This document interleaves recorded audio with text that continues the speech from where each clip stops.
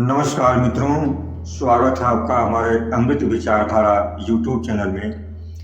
मित्रों, एक फकीर एक शाम किसी दंपत्ति के घर रात बिताने के लिए ठहरा। उस परिवार में पति पत्नी और उनका एक लड़का था जो राजा के यहाँ नौकरी करता था। पति पत्नी ने उस फकीर की खूब मेहमान नवाजी की, खूब सेवा सत्कार किया। दूसरे दिन उस सुबह जब वो फकीर जाने लगा तो उसने कहा कि मित्र, आप दोनों पति पत्नी ने हमारी बहुत सेवा की। मेरे पास एक जादुई ताबीज है जो मुझे मेरे गुरु ने दी थी। मैं सोचता हूं कि वो ताबीज मैं आपको दे दूं। उस जादुई ताबीज से आप जो चाहें मांग सकते हैं। वो आपकी हर इच्छा पूरी कर देगा। उसे आप अपनी कोई भी इच्छा पूरी कर सकते हैं। लेकिन मैं डरता हूं कि उस ताबीज से कहीं आप दोनों किसी परेशानी में न फंस जाएं, क्योंकि मैं इस जादुई ताबीज का इस्तेमाल करके देख चुका हूं। इसलिए सोच रहा हूं कि यह जादुई ताबीज आप लोगों को दूं या नहीं दूं। उस फकीर की बात सुनकर दोनों पति पत्नी के मन में लालच पैदा हुआ। दोनों तुरंत उस फकीर से बोले, आप तो बस वो ताबीज मुझे दे दीजिए। उस फकीर के काफी समझाने के बाद भी जब दोनों नहीं माने तो उस फकीर ने वह जादुई ताबीज को उन्हें देकर समझाते हुए कहा कि इस जादुई ताबीज से तुम सिर्फ कोई भी 3 चीजें मांग सकते हो। यह तुम्हारी 3 इच्छाओं की पूर्ति कर देगा। इतना कहकर वो फकीर वहां से चला गया। पति पत्नी दोनों जादुई ताबीज पाकर बहुत खुश हुए।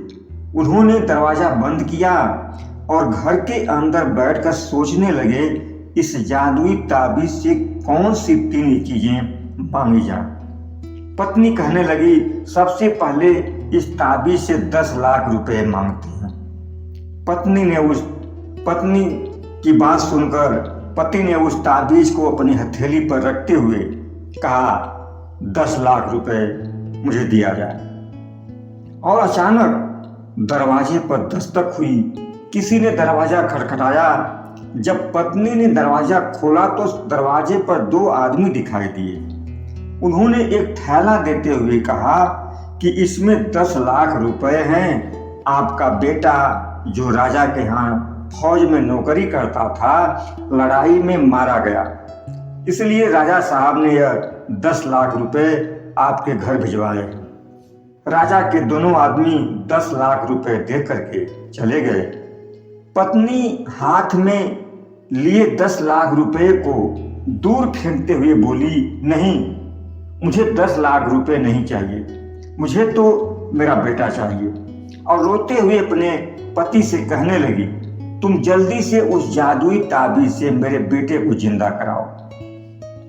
और उसके पति ने तुरंत उस ताबीज को हाथ में लेकर बोला, मुझे 10 लाख रुपए नहीं चाहिए, मेरा बेटा जिंदा किया जाए। और उसके इतना बोलते ही अचानक उसके बेटे की आवाज सुनाई दी, माँ, बाबूजी। पति पत्नी दोनों ने चौंकते हुए इधर उधर देखा, लेकिन वहां कोई नहीं था। उनका बेटा जो राजा की फौज में नौकरी करता था, वह लड़ाई में मारा जा चुका था और उसके पार्थिव शरीर को जला दिया गया था।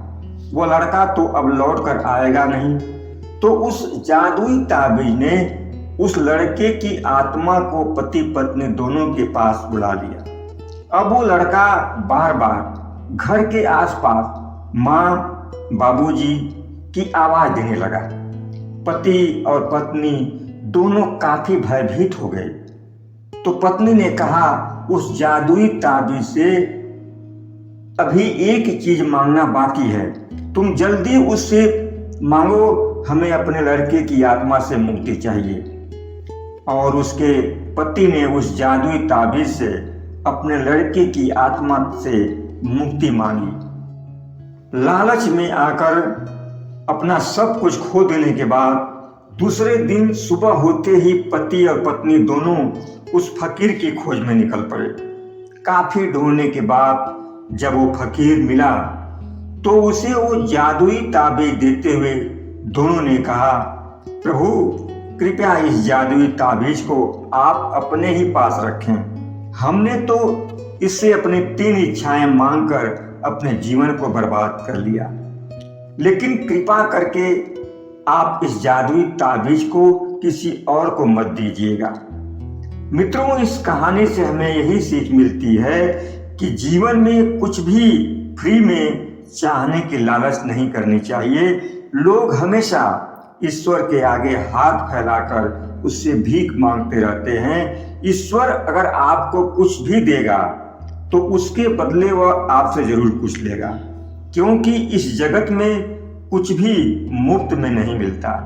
इंसान को सिर्फ अपने कर्मों पर उसका अधिकार होता है। इसलिए हमेशा अच्छे कर्म करिए, बाकी सब कुछ आपको अपने आप मिल जाएगा। मित्रों, अगर आपको इस कहानी से कुछ प्रेरणा मिली हो तो हमारे चैनल को प्लीज़ सब्सक्राइब जरूर करिएगा। धन्यवाद। चलिए।